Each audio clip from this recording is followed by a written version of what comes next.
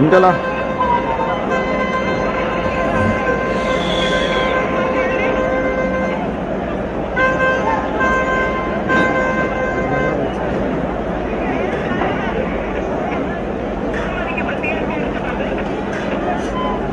ప్రశాంత్.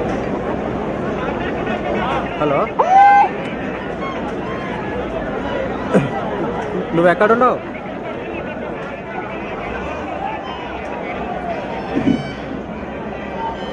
పంపేపోయినా మరి ఇక్కడి బ్రో. నీకు జియో పాడ్ ఎందుకు ఇచ్చిర్రు బ్రో? జియో పాడ్ ఎందుకు రాదు బ్రో? రూటర్ బ్రో అది. సార్కి చెప్పేసే మరి, అదే మాట ఫోన్ చేసి చెప్పేసి ఏంటి మన ముఠకేం.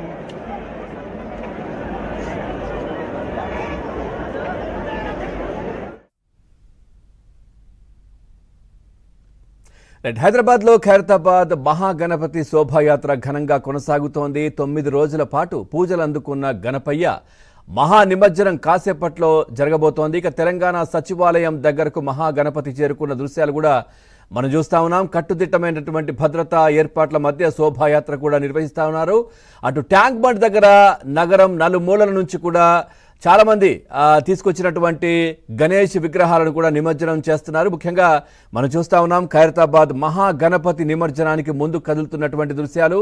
సో ప్రస్తుతం తెలంగాణ సచివాలయం దగ్గర నుంచి ముందుకు వెళ్తున్నటువంటి దృశ్యాలు కూడా మనం చూస్తా ఉన్నాం. క్రేన్ నంబర్ 4 ఒక పెద్ద బాహుబలి క్రేన్ అని కూడా చెప్పుకోవచ్చు. అంత పెద్ద క్రేన్ కూడా అక్కడ ప్రతిసారి కూడా క్రేన్ నంబర్ 4 దగ్గరే ఉంటుంది క్రేన్ నంబర్. సో అక్కడ ఈ మహాగణపతి నిమజ్జనానికి సంబంధించి కూడా పూర్తి ఏర్పాట్లు కూడా చేసినటువంటి పరిస్థితి ప్రస్తుతం మనం చూస్తా ఉన్నాం. తెలంగాణ సచివాలయం దగ్గర నుంచి మహాగణపయ్య నిమజ్జనానికి ముందు కదులుతున్న దృశ్యాలు కూడా మనం చూస్తా ఉన్నాం.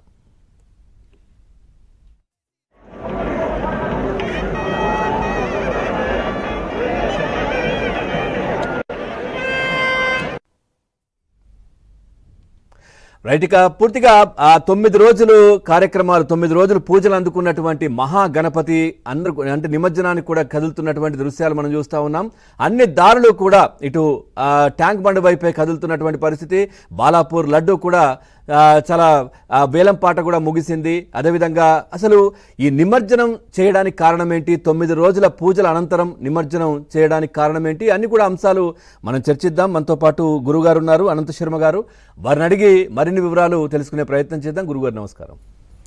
గురుగారు, అంటే ఈ 9 రోజులు పూజలు అందుకున్నటువంటి గణపయ్య అందరికీ తెలుసు. 9 రోజుల తర్వాత నిమజ్జనం చేయడం మాత్రమే తెలుస్తూ ఉంది. ఏంటి ప్రాసెస్ ఏంటి, చేయడానికి కారణం ఏంటి అసలు? ఇక్కడ మనం పూజ చేసేది చాలా పవిత్రమైనదిగా చేస్తాం.